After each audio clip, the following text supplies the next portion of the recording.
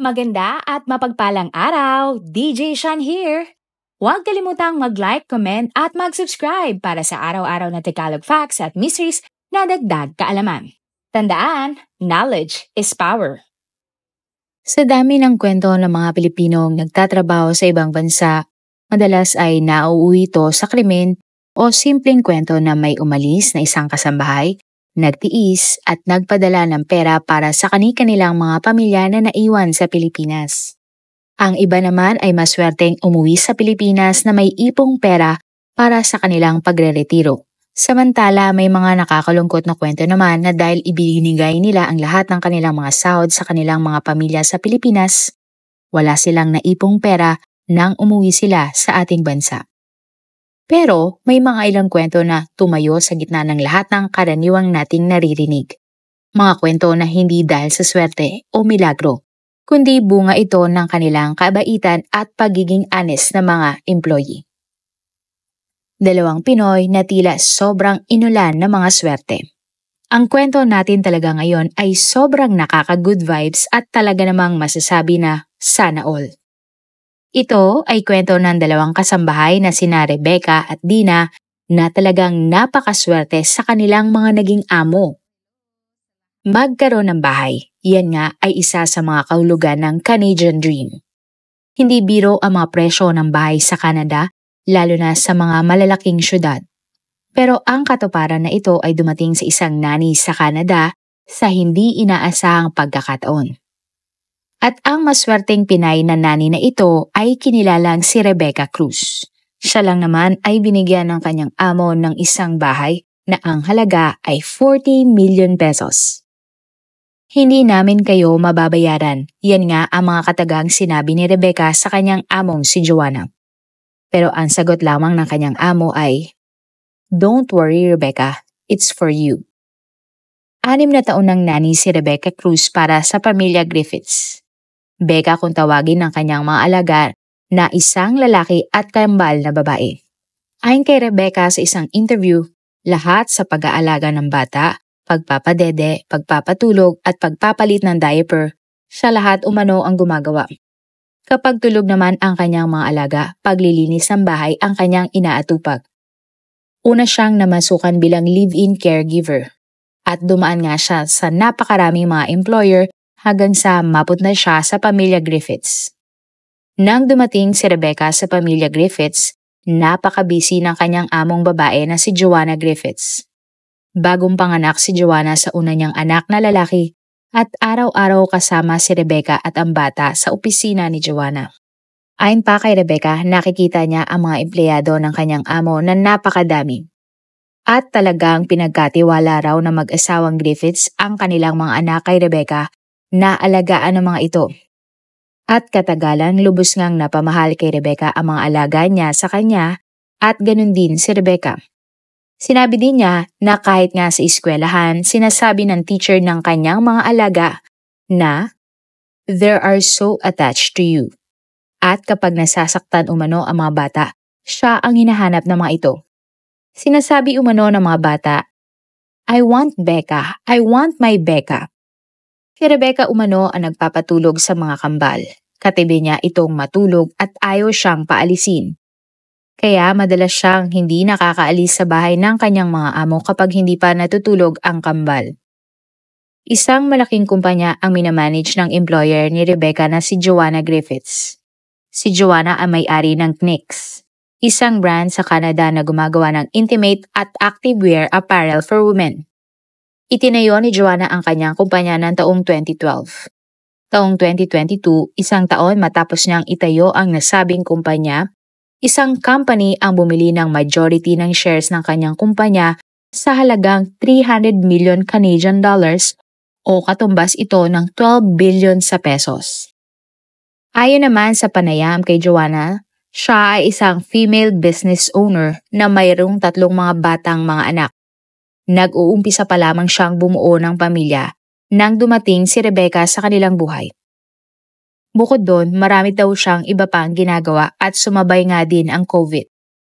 At aniya, ang katotohanan, hindi niya magagawa ang lahat kung wala daw ang tulong ng kanyang kasambahay na si Rebecca. Isang araw, sinorpresa ni Joanna si Rebecca. Tinanong ng employer kung ano ang gusto ng Filipino nanny. Kwento nga ni Joanna, matapos nga ang successful transaction ng pagbili sa kanyang kumpanya, pumunta siya sa kusina at tinanong si Rebecca kung ano ang kanyang gusto. Sumagot umano si Rebecca at sinabi, isang dream house. At sumagot naman si Joanna kay Rebecca at sinabing, let's do it. Sinabi din ni Joanna kay Rebecca, you know, none of this would have been possible without you. And I have only been able to be successful at what I have done because we have a strong family support system. Kinuwento nga ni Rebecca na 5 bahay umano ang tiningnan nila para mabili.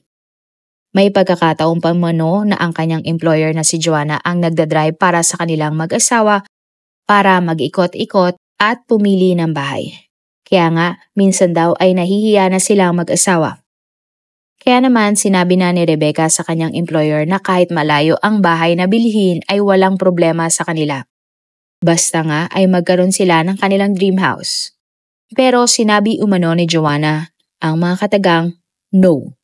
At dapat malapit daw sa pamilya Griffiths ang bahay na mabili ni na Rebecca. Tiniyak din daw ni Joanna na malapit lamang sa kanila ang bahay na mabibili ni na Rebecca. At ang nabilingang bahay para kay Rebecca ni Joanna ay nasa Toronto. Isang 3-bedroom house na may basement. Na ang halaga nga ay pinaniniwala ang 40 million pesos. Wala nang mortgage na kailangan pang bayaran at isipin si Rebecca. At ang katuparan nga ng isang Canadian dream. Ani pa ni Rebecca, pwede na siyang mag-retire na hindi niya iniisip kung siya ay may babayaran. At hindi na niya kailangang isipin kung saan siya kukuha ng pambayad. Lalo na nga lahat umano na nag-abroad ay nahihirapan na walang bahay at walang ipon sa Canada.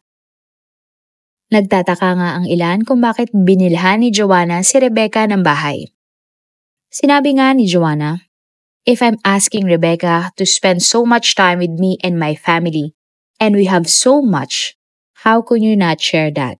Ayon pa sa amo ni Rebecca na halos maiyak nga sa panayam, siya ay isang business owner at boss. Where siya na lahat ng mga professional ay may mga pension at may mga retirement plans. Pero kapag umano ang kagaya ni Rebecca na isang nani ay walang ganong oportunidad. Walang retirement plan at wala ding pensyon. Kaya para kay Joanna ang pagbibigay niya ng bahay kina Rebecca ay para na rin niyang binigyan ng daan ang mga ito sa retirement. Sinabi din ni Joanna na masaya siya para kina Rebecca at ang bahay nga na kanyang ibinigay ay tila naging puntahan na din ng ilang mga Pinoy. Sa bagong bahay ni Rebecca, sila ay nagsiselebrate, nagkakainan, nagkakamustahan. Ang bahay nga na regalo ay tila nga naging isang komunidad. At ito nga ay nakakamangha para kay Joanna. Sa huli, sinabi ni Rebecca sa interview na, I will stay loyal to them. I will love their kids. Hanggang gusto nila ako, I will stay with them. Ang pangalawang Pinay naman na sinuwerte din sa employer ay kinilala naman si Dina Tenerefe Celo. Isang kasambahay mula sa Camarines Sur. Isang single mother na maagang lumipad patungong Abu Dhabi para magtrabaho. Isang babaeng piniling mag-alaga ng mga anak ng iba habang ang sarili niyang anak ay naiwan sa Pilipinas. Simple lamang ang kanyang buhay at trabaho. Isa lang siyang Pilipina na pumapasok sa trabaho araw-araw, tahimik, disiplinado at walang hinihinging kapalit.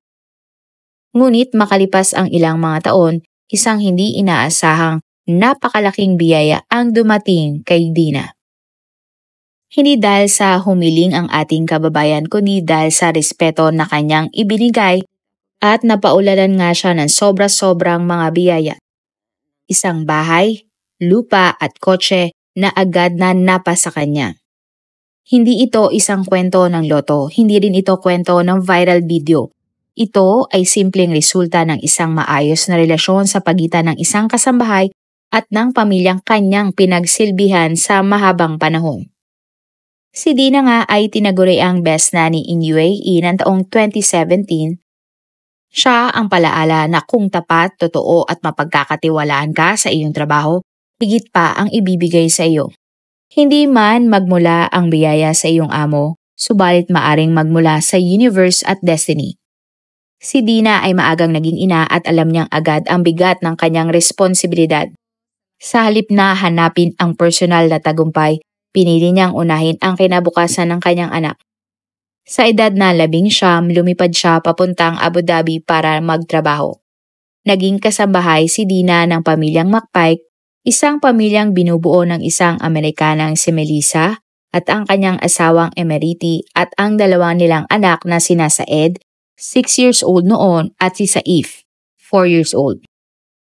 Sa bahay ng pamilya McPike, si Dina ang naging pangunahing tagapag-alaga. Tinatawag siyang auntie ng kanyang mga alaga at mabilis siyang naging bahagi ng pang-araw-araw na buhay ng pamilya. Hindi madali ang kanyang trabaho, ngunit sa halip na itunuring itong bilang pasanin, ginawa ni Dina ang kanyang tungkulin ng buong respeto at malasakit. Mahigit 2 taon siyang nanilbihan sa McPike bago siya lumipat sa Saudi Arabia upang subukan ang ibang oportunidad at magkaroon ng mataas na kita. Ay nga sa isang panayam sa amo ni Dina na si Melissa, "We were really upset when she has to go. We knew from the very start that she was very trustworthy." Sa kabila nga ng pag-alis ni Dina, nanatiling bukas ang kanyang komunikasyon sa pamilya McPike. Sa pamamagitan nga ng social media at mga mensahe, patuloy silang nagkakamustahan. Hanggang sa dumating nga ang taong 2014, nang muling inimbitahan si Dina ni Melissa na bumalik sa Abu Dhabi at magsilbi uli sa kanilang pamilya. Wala namang pag-aalinlangang bumalik sa bahay ng pamilya McPike si Dina ng taong 2014. At ang pagbabalik na ito ay naging daan nga sa isang malalim na ugnayan sa pagitan ni Dina at pamilya McPike. Isang relasyon na hindi na nakabatay sa trabaho lamang. Ito ay nakasentro na nga sa respeto at tiwala. Hindi naman na iba ang kanyang tungkulin at trabaho. Subalit kapansin-pansin na may nagbago sa pagtrato kay Dina ng kanyang mga amo. Mula sa mag-asawang McPike hanggang sa kanilang mga anak, malinaw sa kanilang mga kilos at pananalita na nagbago talaga.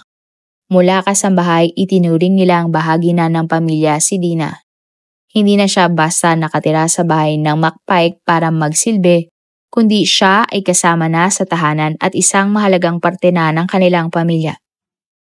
Gaya ng dati, siya pa rin ang tagapag-alaga ng anak ni Melissa. Ngunit ngayon, ang papel niya ay mas lumalim.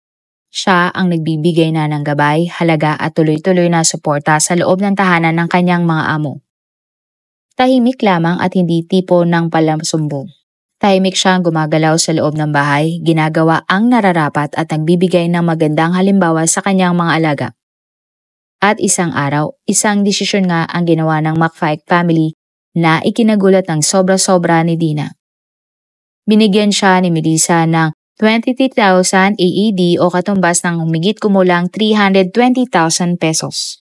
Si Melissa ay dating government employee at ngayon ay divorced na. Ang pera na ibinigay ni Melissa kay Dina ay hindi bonus, hindi ito advance ng kanyang sahod at lalong hindi ito pautang. Ayon kay Melissa, ito ay regalo. Isang simpleng paraan ng pagpapasalamat sa lahat ng taon ng serbisyo at malasakit ni Dina sa kanilang pamilya. Ginamit ni Dina ang pera na iyon para bumili ng lupa sa Camarines Sur. Matagal na niya kasing pangarap na magkaroon ng sariling lote para sa kanyang anak. Sa tulong nga ng pamilya McPike, unti-unting natupad ang pangarap na ito. Ilang buwan matapos mabili ang lupa, sinundan ito ng mas malaking pang swerte at biyaya. Si Dina ay pinagpatayo ng bahay na isang 2-bedroom concrete house ng kanyang mga amo. Hindi ito basta barong-barong lamang. Maayos ang disenyo, matibay ang mga materyales at higit sa lahat, hindi kailangang bayaran buwan-buwan. Bahay na para talaga sa kanya at sa kanyang mga anak. At ang titulo nga ng bahay ay ipinangalan nga sa anak ni Dina na si Ryan. 20 years old ng mga panahon na ito. Ayon sa mga reports, sinabi ng employer ni Dina na, "It was the least I could do by helping her own dream house. I know she did not have any savings even in working for us for 2 decades. because she is sending the money to her family. We did not consider her as an employee. She is one of our family.